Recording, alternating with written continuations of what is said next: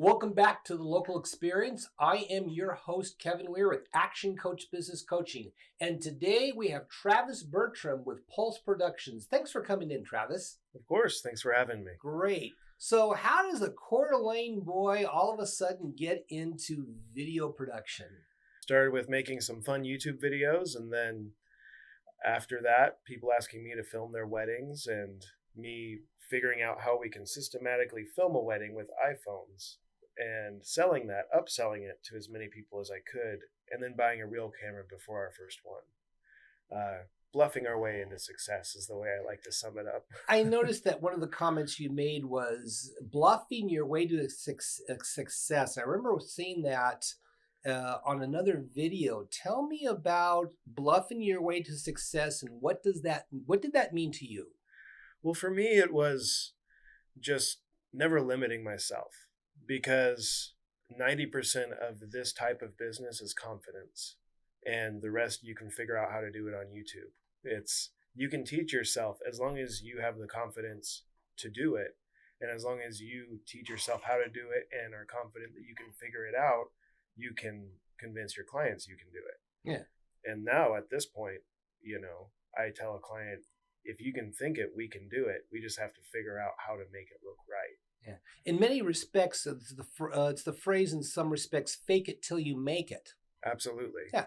And it's not faking it like you don't know what you're doing, but you're faking it knowing that you're going to make mistakes, but you're going to learn from your mistakes and actually apply it. Yeah. It's having the confidence to be willing to take risks and being okay with that.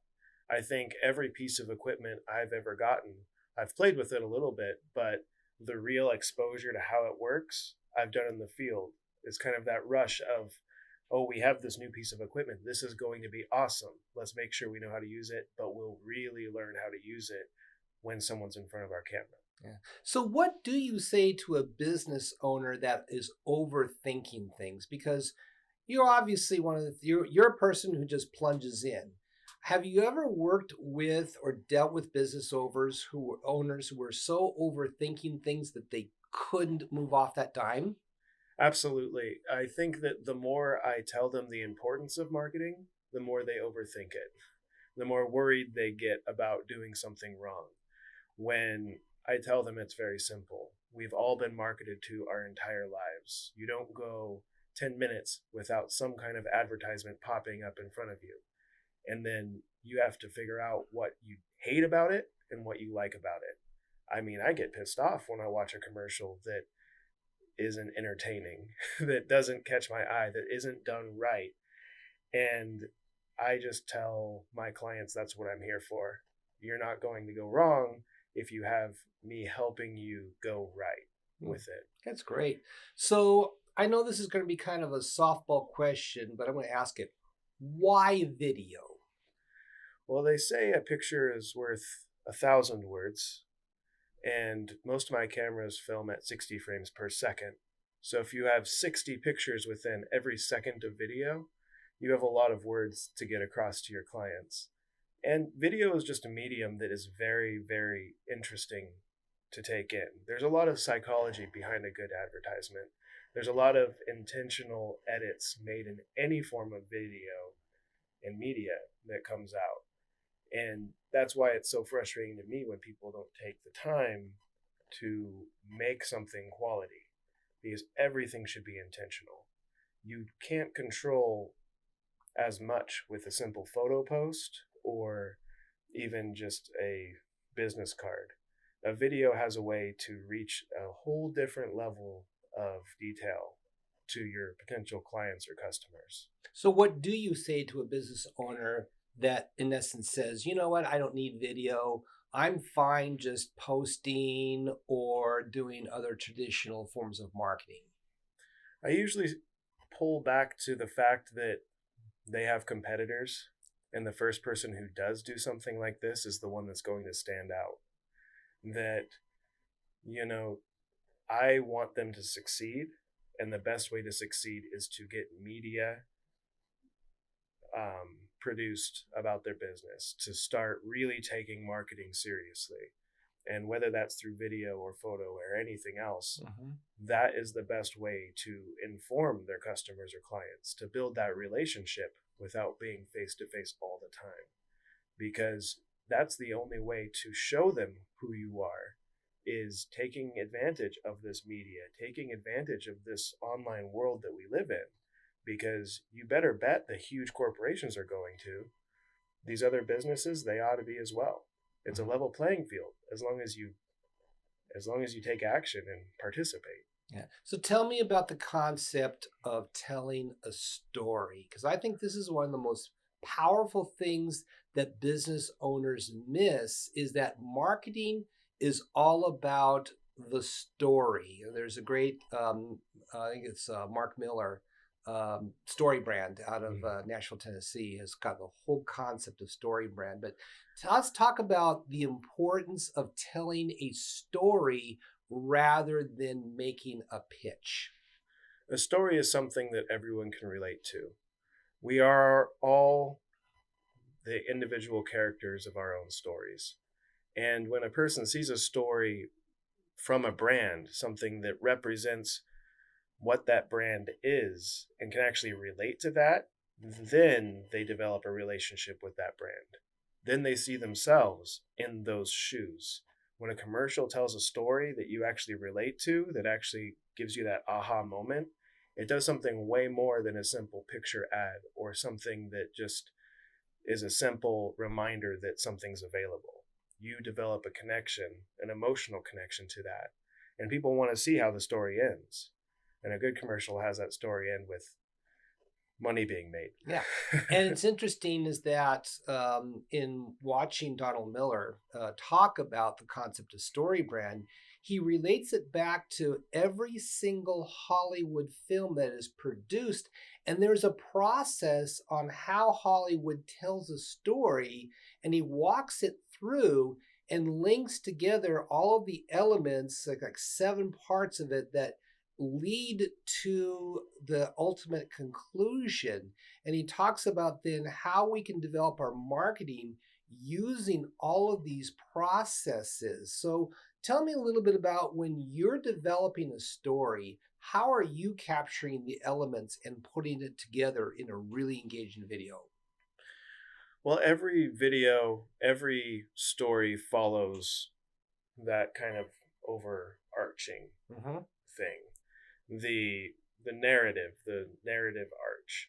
So you have the beginning, which draws in a lot of attention. And I actually find that my favorite types of stories flip the arch upside down. So there's a dip. So the middle part isn't the most entertaining part.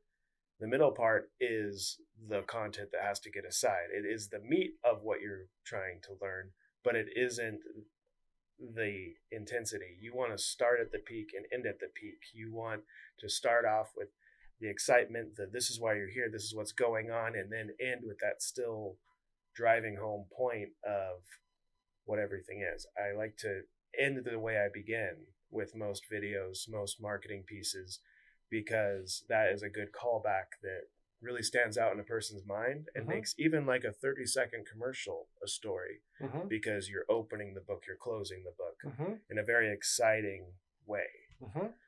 So I was watching one of your videos, and you talk about there's 2 types of videos that you typically like to produce for business. One is, I'm going to call that the branding video, the information video.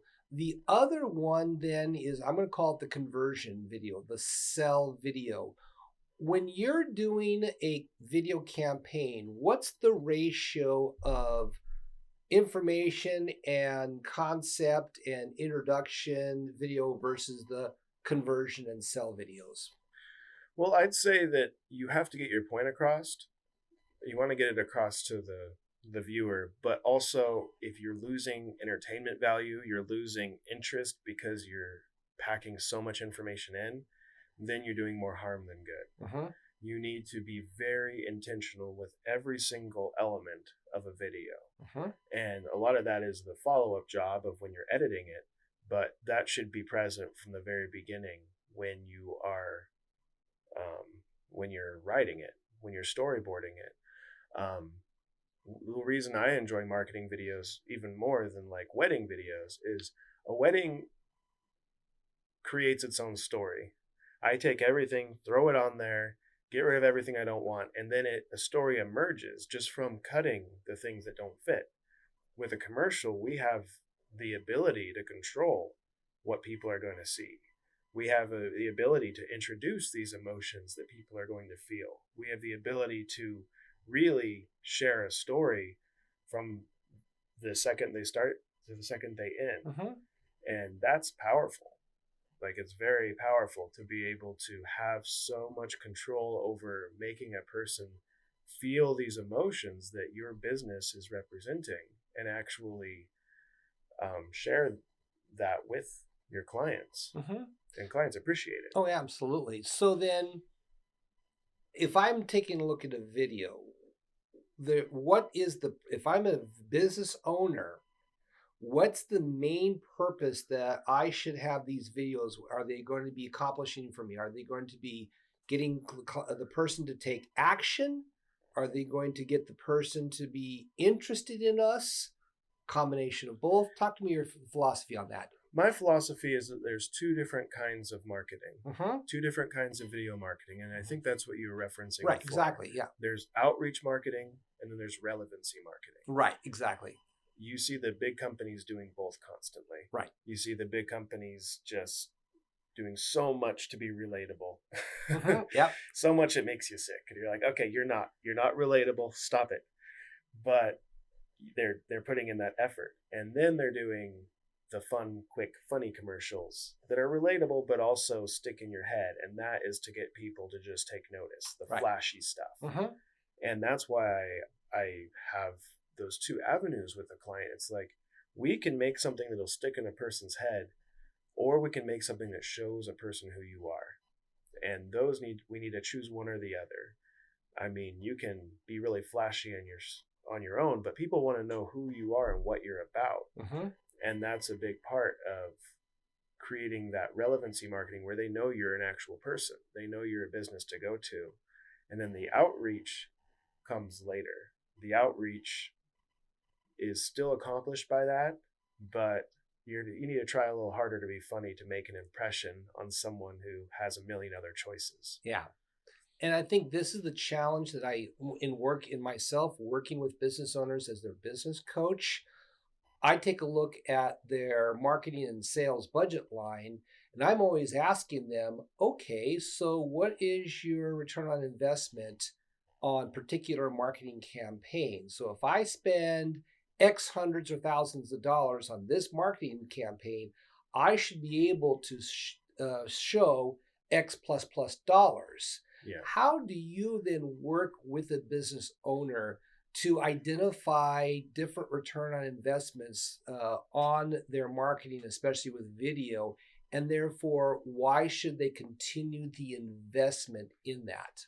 It's really hard to prove and to lean on specific numbers, because every piece of media you create goes to further the reach of your brand. Mm-hmm. And goes to identify of why your brand is something special, worth investing into, worth seeking out. Mm-hmm. So those are the hard conversations with my clients, because it's hard to predict or even see the return based on when they post it, or if it really reaches that many people, or even on reactions, because trends come and go with people liking and not liking Mm-hmm. things.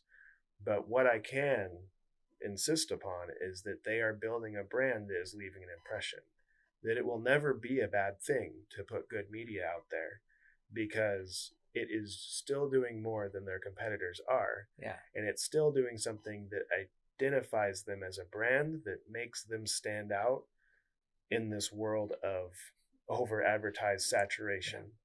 And I think from my end as a business coach, I think it's a business owner's responsibility to track ROI, because one of the great questions that almost never gets asked when somebody approaches your business is, how did you hear about us? Mm-hmm. And if you ask that question and you record it, then I, for example, then will require my clients to say, how many new customers did you get this past week or this past month?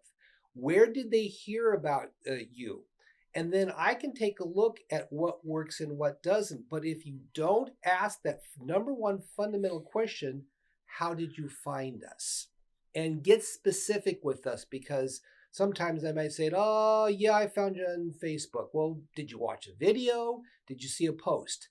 Now, what we can then do is determine, okay, we might get 1,000 likes on something, but if it's not of generating some level of new customers, we either need to refine it a little bit or change it so we can actually capture that person, because ultimately the business owner wants to see increased revenue over a period of time. So that's something I know. There's a lot of times I'm working with clients and they complain about, well, gee, I wasted a bunch of money in marketing. And my comment is, well, did you test and measure? Did you keep track? Did you keep track? And they how don't. any of it went. And I think this is one of the most, to me, I'm a huge believer in video. The power of video is absolutely incredible, but we can multiply the power of video by just doing some basic testing and measuring on the business owner's end to say, yes, I see likes, I see clicks, but how is that translating into top end revenue? And do we know what works and what doesn't? Yeah.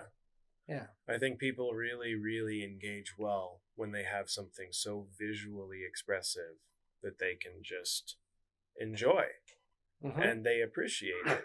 Like, they appreciate having a company or a business put that effort in. Like, it makes a huge difference. Mm-hmm. And then, like you said, it's that business's responsibility to keep track, because if you're not asking those questions, how do you know if it's effective or not? Yeah. And this is the struggle I see with marketing agencies and marketing companies on when clients then don't go any further with them.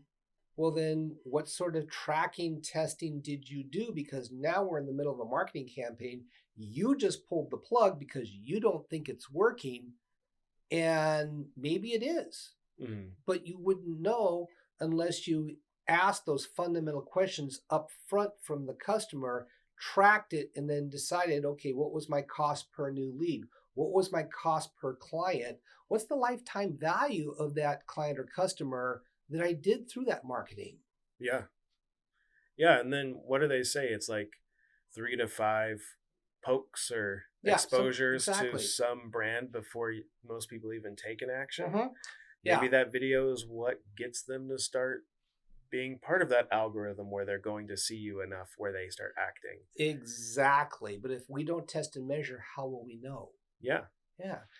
Yeah. And I think that's the struggle with so many business owners. And I go into business owners and they're suffering from lack of revenue, mm-hmm. or lack of new customers. And that's the very first thing I'm asking is, how are you sourcing them? What new things can you do?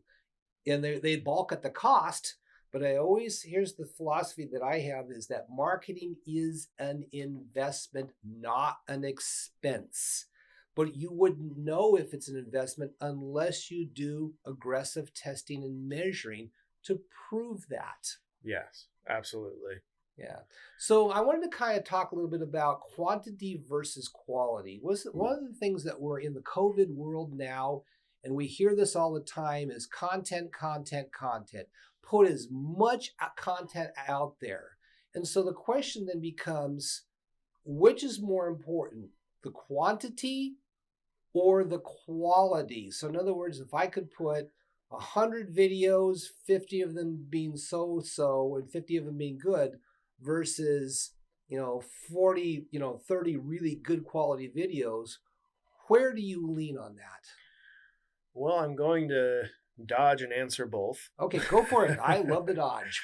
Because that's where that relevancy and outreach marketing comes into play. It's if you can create content that's still interesting, even though you have a lot of it and it's not professionally polished video, then you should. Like, if there's enough going on in your business that makes you relatable enough that you can share little tidbits, then do it. And I started offering a solution for businesses so I can create a logo intro outro they can put on every video they make themselves. Mm. So it matches up with the videos I create. The content in the middle won't be as polished, but they'll still have that arc where it starts off really exciting and ends really exciting. And then it plugs into the same feel and branding as everything else they do. So when they become my client, I help promote their continuing of making videos themselves by giving some suggestions. And then they call me in when they have a real point to make in a real quality production to create. Wow. But the more they do, the better, because that's the more it becomes much more likely that someone will find them. And I always support them doing it themselves until they're so busy and they're making so much money they can't. And then, heck, if they can afford to up the quality of every video, then that's what we're here for. Well, and if they're getting so busy and they're growing their business, it gets out of control. That's where a business coach comes in, so that we can structure the business and systematize it and grow it without blowing it up. Absolutely. Yeah, interesting. Tell me a little bit about, what would you say is the craziest, wildest video that you guys have produced? Well, there's been some interesting ones. One that hasn't even been released yet, but will be soon. I formed a relationship with the owner of the Coeur d'Alene Triathlon. Wow. And then one day he reaches out to me and says, "Hey, next week we want to go to Glacier and bike up to the top. Me and my friends. Do you want to, we'll pay for your room. Do you and your family want to come and film it and make a video out of it?" And, I'm like, probably not, I'll ask my girlfriend. And I ask her and she's like, "Yeah, I want to go to Glacier." I'm like, "Oh, okay. Well, I guess we're going on a few hour road trip and going to go see a national park." And, I didn't have GoPros at the time, and I didn't really, you can't fly a drone inside a national park legally. So I literally leaned outside their support vehicle with a tripod and an iPhone on the top, holding it as high as I could to get some of these shots, and then pieced it together with a few other shots of them, and we would drive in front of them and film them going by. Well, the end of it was like an 8-minute long journey of them literally biking. I forget how many miles. I think it's like 50 miles in the day, all the way up to the very top of the they call it the Trail to the Sun. Oh, going to the Sun Highway. Yeah. And they biked all the way up through snow and sleet and rain, and it turned out to be a pretty extreme video, and I'm really proud of it. And we're finding some sponsors now, from local adventure businesses, local car dealerships, so we can create a team of basically adventurers and just go out and film these things. Wow. As kind of a side business that's Pulse Productions and whatever entity we name this. We're developing a brand, and that's going to be the excitement side of my life for a while. Wow. And that going to the Sun Highway, that must have been scary at the same time. Yeah, it was intense because there's two lanes, and you're up there on the cliff side, and I'm leaning out the window along the rocks as they're going by, trying not to destroy my extra iPhone. And they're on their bikes holding up traffic, and luckily everyone's taking in the amazing view anyway. But yeah, it was an intense video because it was just it was an adventure. Wow. And these guys, they're crazy athletes, they're trucking along, and I'm excited for the adventures. They're actually in Leavenworth right now filming on their own. They're going to bring back the footage for me to edit. But we're going to start going on all these different adventures. They're snow biking right now. Wow. That's incredible. To me, when the video is engaging, thrilling, something that I've never seen before, I'm hooked. And that sounds like those future videos are going to be huge hits. It's going to be a lot of fun. Yeah. And it opens up a whole nother market. One reason I've never focused on one specific thing is I think there's value in all forms of media. Yeah. I see the value in what I'm creating If I'm filming a wedding video, that type of touch, that type of editing style Hmm. will come into play in a marketing video down the line. Every project that I keep my company open to doing brings value to the next project. And So, yeah. So tell me about what you would consider your most successful marketing video that you did for a customer that had huge impact, huge results, huge creativity. hmm, well, we've done a lot of really various ones. I really enjoy. I started working with a cigar lounge in the Silver Lake Mall over in Yep. Coeur d'Alene. Right now they're switching it up and we're working on an online store as they figure out where they're transitioning next. But I developed a relationship and trade with them, and then every time they had an event, I would sit down at the bar, and he'd like say, "Hey, I think we want to put our trade dollars towards a video this time. We're going to have a golfing event where their lounge is promoting it." And then I would sit there, and I have so many different resources to pull stock footage from, and within half an hour I have a special I have a special commercial made saying we're going golfing bulldog style, and it shows guys on the green smoking cigars that I was able to find and piece it together with golfing clips and cigars and all of these vibes, and then create a logo sequence where this guy there's one stock clip of a guy hitting a golf ball and it goes flying, and as it goes flying, it becomes this digital version of it all the way down, and then their logo with this golf ball spinning and their logo comes in, and I'm able to like piece it all together in less than 30 minutes just from my experience of knowing how to create something like that, and seeing the owner's like face light up and him being like, and he just like gives me a big old tip extra in my trade. He's like, that is awesome. And Awesome. putting it out there, and it's been, I won't say that's my favorite video, but creating the series of video with them and running their social media through my company when the owner was not so sure if he wanted to even put any effort into marketing. He didn't really believe in it.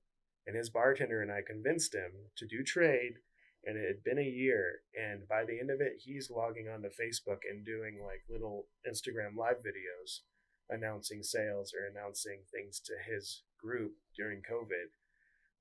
Seeing that client transform to nah, to him hugging me every time I come by, saying, "You are part of our team. I'm so happy you decided to convince us to even try this." Oh, wow. So I guess I'll flip the question into my favorite type of client is Hmm. that one that is hesitant at first, but then after the fact, you are helping them expand their business beyond what they ever thought was possible. That's incredible. And that's one of the things I think with business owners is that many of them do want to dream and they want to dream big, but they're scared because it's a risk. It's a huge risk, and they don't feel comfortable with going all in on this huge risk without some level of assurance that everything is going to work out and work out well. Yeah, absolutely. Yeah. It feels like a gamble, but when it comes down to it, whatever you're doing, if you're doing something, it's better than what you weren't doing before. Yeah. And Like, that's interesting because one of my favorite books is The 10X Rule by Grant Cardone. mm, And one of the things he talks about is that one of the worst things that you can do in your life and in your business is to do nothing. Because even doing nothing expands energy. And there's a lot of business owners out there, and this is a struggle that I see in the whole world of COVID.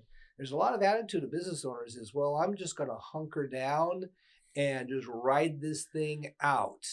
And that's the worst decision that you can make because you're going to have business owners that are going to use this as an opportunity to get in front of everybody else. They're going to invest in their business.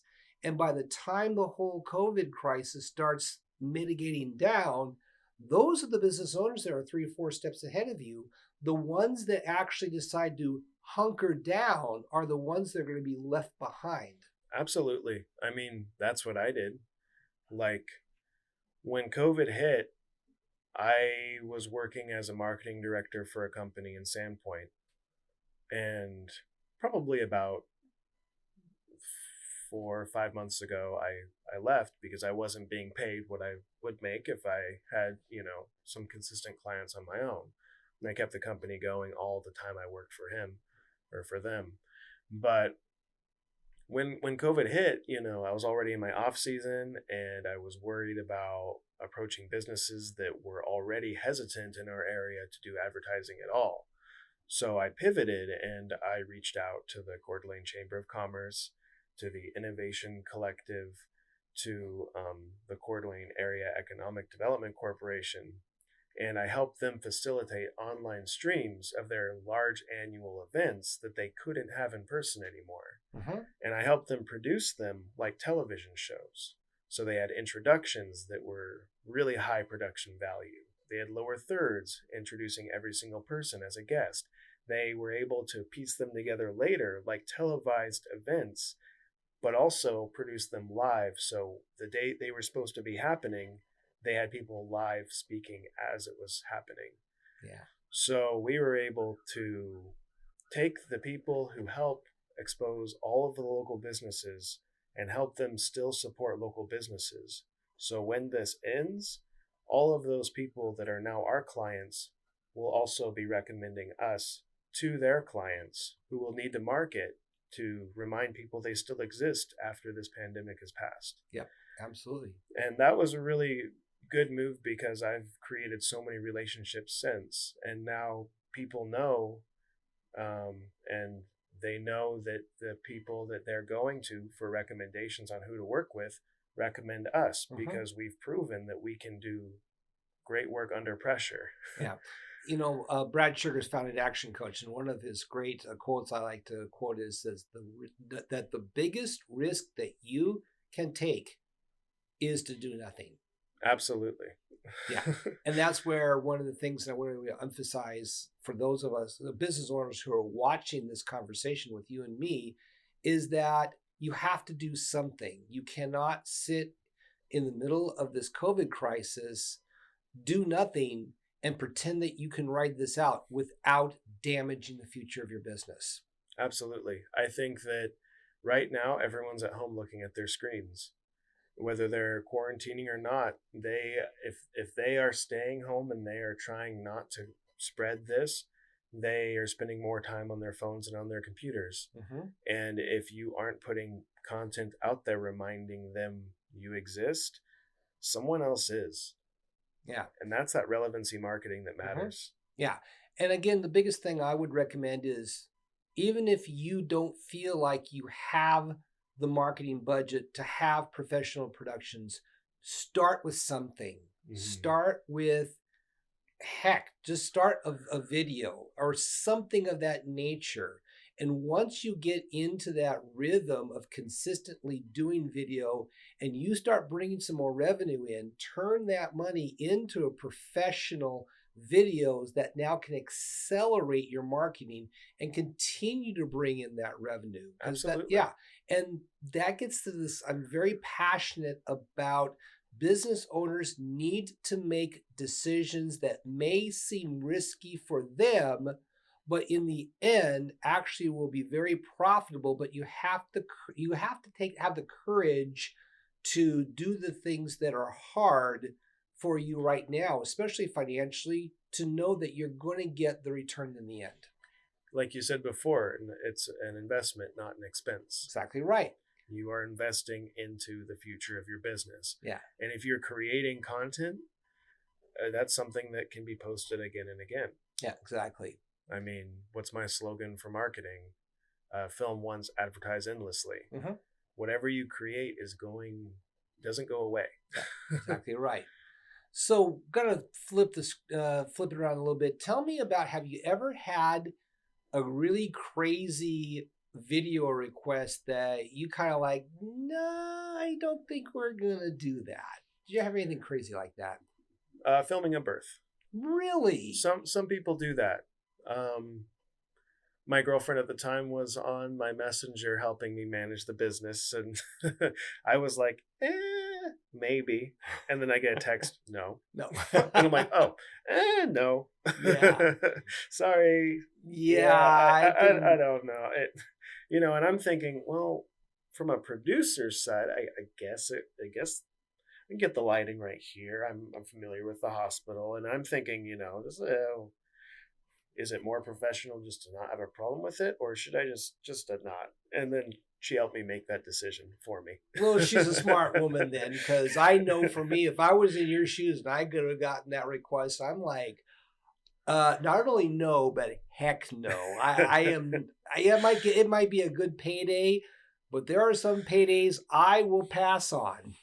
Yeah. I think that I'm grateful that I didn't break into that market. I won't say no to many videos, but maybe Yeah, not. there you go. I can imagine that. So, yeah, I would imagine that there are probably some videos producers that actually specialize Yeah, in filming births. I'm sure they're out I there. looked it up. There are. I mean, they maternity photos all the way to the end. I mean, Wow. I had a concept where I wanted to create a network of videographers that were always training each other that would help like do one video per year for the rest of a person's life. Yeah. Birthdays, marriages, important things, recaps. Every year they have their video, a recap video. And then there's a couple apps doing it now, but it's hard to get a dedicated person because my life isn't forever. So Yeah. eventually people will outlive me and I won't be able to complete their story. That's interesting. So that So, was like, how do I turn that into a business model? well, When what you probably could do is create a membership. I'll tell you a quick story. I've got a client who runs a bakery here in town, and one of the Mhm. things that we came up with a great idea is a cookie subscription. Yeah, So now they're actually having a monthly subscription where you pay, and every single either month or every 2 weeks you get a box shipped to you with cookies, and it just nice. keeps coming and coming and coming. Perhaps maybe an idea in the future is having a video subscription where somebody pays you, let's say, a monthly fee, and then you come and automatically do a video for them, X amount of times a year, like the 5-minute video, you edit it, and then that way you create almost like a lifetime customer Yeah, for as long as they want to stay on the subscription. And as long as they find value in it, it's basically, in essence, mailbox money as long as you can fulfill their requests yeah. timely I and think timely that would be manner. really cool. Like I have one client he does gifts for his family and he teaches himself music. Hmm. Like he teaches himself how to play the guitar and then he hires singers, create reproduces these cover songs, and then films himself play. I film him playing them, and Wow. then take family photos and videos of his family, and he keeps dedicating these songs and a story for each video. His Wow. dad was a photographer back in the beginning of photography, like as a thing, Wow. and he used to custom make Christmas cards by hand before Photoshop was a thing. Yeah. And he had copies made of every Christmas card. So I scanned them all in, and then we produced a music video that showed every Christmas card from way back in the day till now, or until his dad passed. And it was super, super cool to.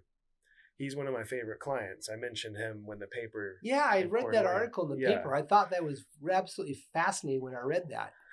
it's super, super cool. And he and I are working on a project right now. We were going to have it done by Christmas, but COVID. COVID. So, and that's one of the things that, we need to really emphasize today is that video to me is the ultimate COVID pivot. If you are a business owner and you're being dramatically impacted by COVID, and this isn't going to go away overnight, Mhm. what are you doing to get yourself out there on video in a quality and a volume that's going to have an impact on your business? Absolutely. I mean, there are only so many things that you can do, but if you're not doing them, then you're sitting by the wayside. Yeah. Like what was it, 25 days ago, roughly, when I started isolating because I had COVID. Within the first few days, I had a article coming out in the press about me and 3 podcasts lined up, as well as one interview that I hosted myself. And then since then, every week there's been a new podcast telling the story of my business. And I turned off all the lights in the shop, set up all the lighting on me, and used AirPods for the speakers. And I was able to tell my story in different ways on different shows to pass the time when I wasn't editing in isolation. And the value of those interviews of me telling my story, because, speaking with someone and having these conversations is so valuable to people. And if you're not doing that, if you're not doing something, then how are you growing? There you go. As I said, the greatest risk that you take in life is to do nothing. And I think that's a great story you just had there. So I understand, we're going to wrap this up, but I understand that you brought us a little commercial that you wanted to show us. Yes. So let's go ahead and take a look at that.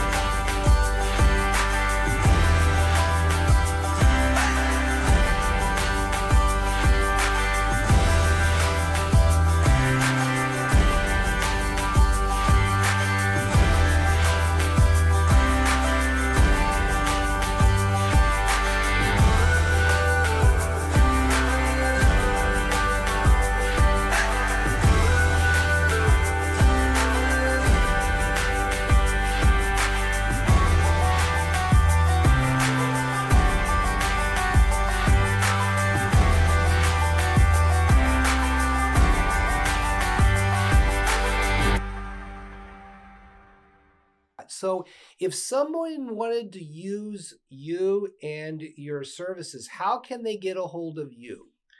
My main catchphrase is Pulse CDA. If you type that into Google or Facebook or anywhere, you'll find a social media account, as well as my website, www.pulsecda.com. And I understand that you work both in the Kootenai County and Spokane County markets. Absolutely. Started out in Kootenai County, but we've been really working with a lot of big businesses in Spokane and the Washington market as well. So definitely ready to help businesses wherever they are really hone in their brand and take the next step. Oh, great. Thank you so much for coming on the Local Experience, Travis. And we look forward to seeing you next time on the Local Experience. If you haven't yet, please subscribe, share, and hit the bell to get notifications of our next interview. And I look forward to seeing you next time.